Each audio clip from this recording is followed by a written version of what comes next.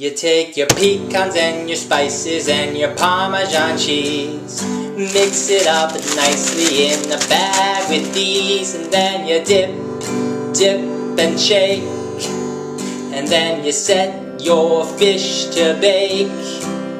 You take your fish and you rinse it and you pat it dry, dip it and you shake it, just give it a try. So just dip, dip and shake, and then you set your fish to bake. Now put your fish in the oven, bake at 375. 15 minutes and dinner's arrived. So just dip, dip and shake, and then you set your fish to bake. Dip, dip and shake, and then you set your fish to bake.